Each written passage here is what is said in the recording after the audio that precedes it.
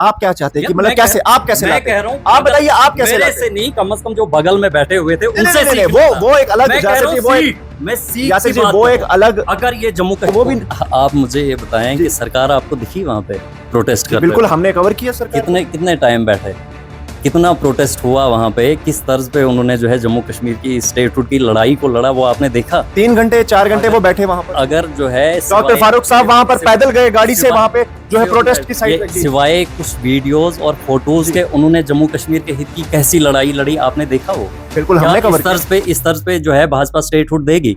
तो कैसे आपको लेनी चाहिए? आप नहीं, आपको आप ही की पार्टी के लीडर्स, आप ही की पार्टी के एमएलए भी वहां पे गए, वो क्यों नहीं उसमें तो गए उन्होंने ना। शमूलियत की, मैं उस ये प्रोटेस्ट कह में रहा हूँ शमूलियत कि की नहीं? महराज साहब, स्टेटहुड की लड़ाई लड़ने नेशनल कॉन्फ्रेंस दिल्ली तो चली गई, लेकिन इस बीच आम आदमी पार्टी के एमएलए महराज मलिक जो कि डोडा से, और उनके साथ पार्टी के कई लीडर्स जो उन्हीं की पार्टी के हैं, वो भी दिल्ली पहुंचते हैं और वहां पर जाकर जो है स्टेटहुड की लड़ाई में शामिल नहीं होते। कारण क्या था समझ से बाहर है। कल हमने अपने इंटरव्यू में भी उनसे पूछा, उन्होंने कहा कि ये जो प्रोटेस्ट था नेशनल कॉन्फ्रेंस ने किया था वो फेल है, बिल्कुल फेल प्रोटेस्ट है। अगर मैं इस प्रोटेस्ट को लीड करता तो किसी अलग तरीके से ये प्रोटेस्ट होता।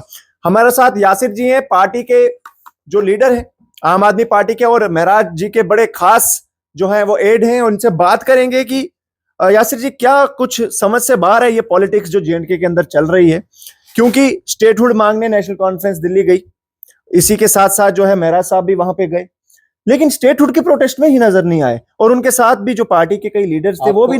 आप मुझे ये बताएं कि सरकार आपको दिखी वहां पे प्रोटेस्ट करते? बिल्कुल हमने कवर किया सरकार। कितने कितने टाइम बैठे, कितना प्रोटेस्ट हुआ वहां पे, किस तर्ज पे उन्होंने जो है जम्मू कश्मीर की स्टेटहुड की लड़ाई को लड़ा, वो आपने देखा? 3 घंटे 4 घंटे वो बैठे वहां पर। अगर जो है डॉक्टर फारूक साहब वहां पर पैदल गए गाड़ी से, वहां पे जो है प्रोटेस्ट की साइड लगी। सिवाय कुछ वीडियोस और फोटोज के उन्होंने जम्मू कश्मीर के हित की कैसी लड़ाई लड़ी, आपने देखा? वो बिल्कुल हमने कवर किया। इस तर्ज पे जो है भाजपा स्टेटहुड देगी?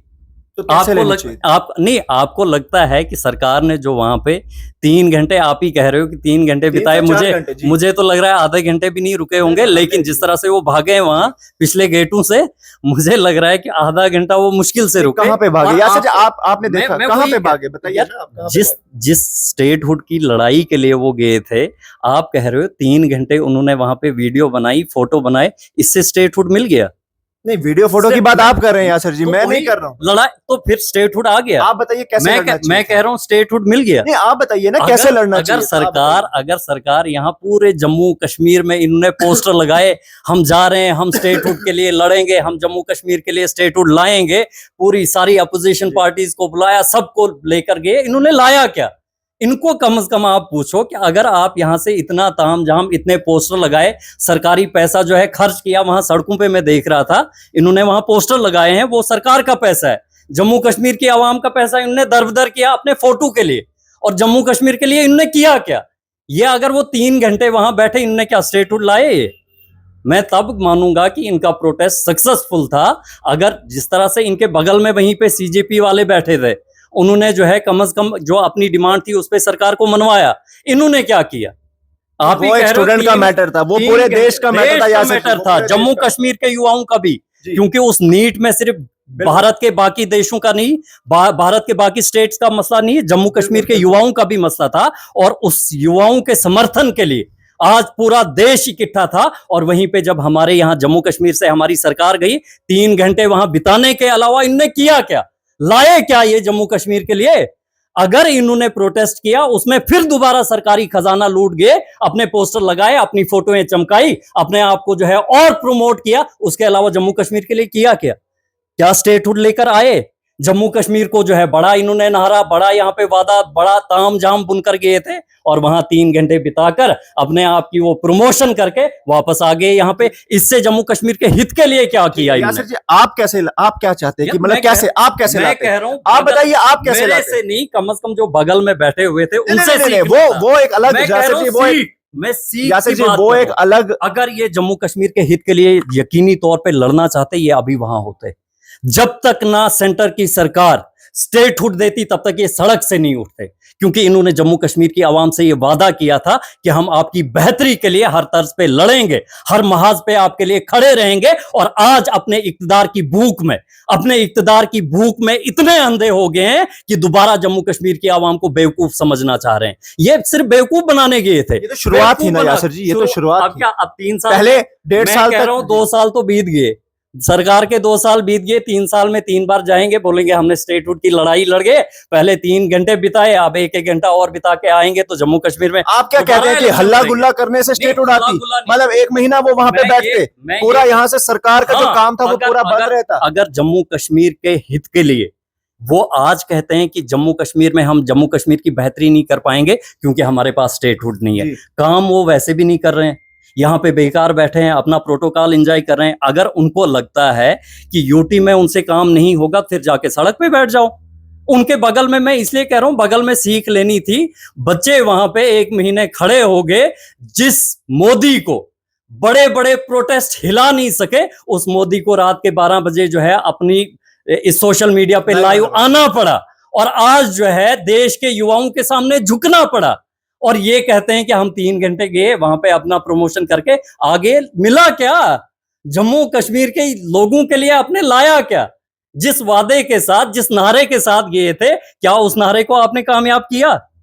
अगर कम से कम 10 दिन बिताते, वैसे भी ये कह रहे हैं यहाँ यूटी में तो हम कुछ कर नहीं पाएंगे, अब जब यहाँ कोई काम नहीं आप कर पाओगे तो वहीं बैठ जाओ। कम से कम अवाम को तो ये लगेगा कि आप यकीनी तौर पर जम्मू कश्मीर की बेहतरी के लिए लड़ना चाहते हो। यासर जी, मेरा एक सवाल यहाँ पे रहेगा कि चलिए आपकी बात मैं मान लेता हूँ कि नेशनल कॉन्फ्रेंस वहां पर गई, आपने कहा वो सिर्फ फोटो खिंचवाने गई, वीडियोस बनाने की। एक मेरा सवाल सुनिए, उसके बाद आप मुझे बताइए, आप ही की पार्टी के लीडर्स, आप ही की पार्टी के एमएलए भी वहां पे गए, वो क्यों नहीं उसमें तो उन्होंने शमूलियत की, मैं उस ये प्रोटेस्ट में शमूलियत की? महराज साहब देखो, हमने पहले भी कहा था कि जब भी एनसी सरकार यकीनी तौर पे जम्मू कश्मीर की बेहतरी के लिए जब भी लड़ेगी, हम उनके साथ खड़े हो जाएंगे, क्योंकि हमें जम्मू कश्मीर की बेहतरी चाहिए। हम वो पॉलिटिशियन नहीं है, हम वो सियासतदान नहीं है जिनको कुर्सी की लालच है या अवाम को बेवकूफ़ बना के जो है अपने इक़्तिदार को पाने की कोशिश करेंगे। जम्मू कश्मीर की बेहतरी के लिए हर तर्ज पे, हर महाज पे हम खड़े रहेंगे, और इस वादे के साथ हम अवाम के बीच में हैं आज।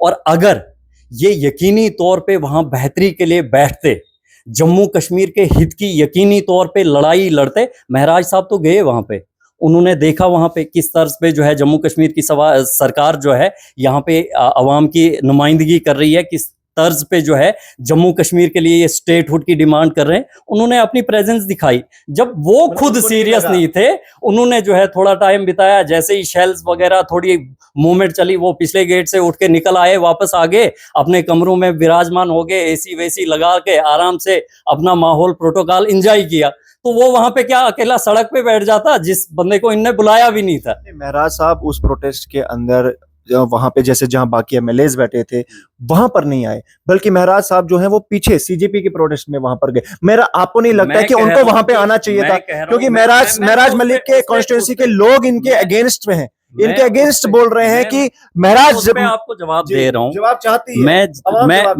मैं आपको जवाब दे रहा हूँ कि जब महराज साहब वहां पे गए थे, आपके ही मीडिया के लोगों ने जो है उनको कवर भी किया वहां पे, मैंने भी वही वीडियो देखा क्योंकि मैं साथ में नहीं था। और उन्होंने स्टेटहुड की बात की, और आपने देखा होगा कि डिप्टी सीएम जब वो जम्मू कश्मीर की आवाम के लिए, जम्मू कश्मीर की स्टेटहुड के लिए बात कर रहे थे, तो आपके ही डिप्टी सीएम ने वहां पे इस तरह से माइक को फेंक दिया कि ये बंद कर लो ये तमाशा। वो शायद एक क्लिप होगा, मैं आपके साथ शेयर कर लूंगा, आप वो भी चला लीजिएगा कि आप कह रहे हो कि उसने वहां पे जो है उनके साथ शमूलियत नहीं की। वहां पे आप देखेंगे कि वो उनके प्रोटेस्ट में शामिल हुआ, लेकिन ये लड़ाई लड़े ना।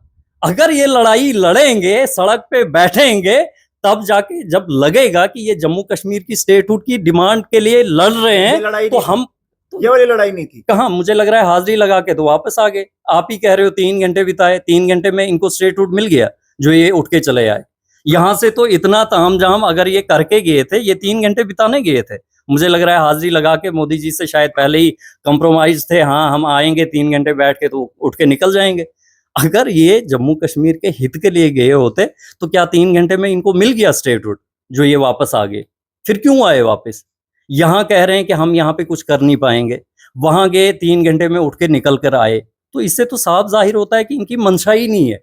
ये अवाम को सिर्फ बेवकूफ बनाने के लिए वहां गए थे और सरकारी पैसा इन्होंने और खर्च किया। मैं वही कह रहा हूँ कि मैं आज ही दिन में जब यहाँ सिटी वाली साइड में गया, मैंने देखा बड़े बड़े पोस्टर लगे हैं, उसमें डिप्टी सीएम, वहाँ उमर साहब, उनके बड़े बड़े फोटो लगा के वो हाँ स्टेटहुड की डिमांड के लिए, चलो जी जंतर मंतर चलो स्टेटहुड की डिमांड के लिए। वो और जम्मू कश्मीर का पैसा और उन्होंने बर्बाद किया, यहाँ सड़कों पे जाया कर लिया। वही किसी गरीब के घर पे लगाया होता, वो किसी मजलूम के इलाज पे लगाया होता। ऐसे ही उठ के 3 घंटे बिता के निकल कर आ गए, मिला क्या? मैं कह रहा हूँ फ्रूटफुल तो होना चाहिए। कम से कम सरकार को इस तर्ज पे आप कम से कम इतना कन्विंस कर लेते कि सरकार इनसे बात करने के लिए आती। अगर ये 3 घंटे बिता के उठे तो किस मकसद से उठे? क्या इनको आश्वासन मिला कि हाँ जी आपको स्टेटहुड मिल जाएगा, आप निकल जाओ? इस तरह की कोई बात हुई? ये तो सिर्फ हुआ हाजिरी लगाई, हाँ हमने जम्मू कश्मीर के लोगों को कहा हम स्टेटहुड की लड़ाई लड़ेंगे, गए 3 घंटे बैठे आ गए, मिला क्या? अगर स्टेटहुड का कोई आश्वासन मिला, कोई सरकार का कोई बंदा आया, आपसे कोई बातचीत हुई, आपने जो है उसमें देखा कि हाँ शायद कुछ होगा, तब जाकर आप मुड़कर आ गए। ये सीधे हाजिरी लगा के गए, 3 घंटे बिता के वीडियो और फोटो उठा के तो निकल आए और जम्मू कश्मीर की आवाम को बेवकूफ समझेंगे। अब ये अवाम वो वाली नहीं है, वो पिछले 50-60 साल गुजर गए, तब अवाम डिजिटल उतना ये दौर नहीं था।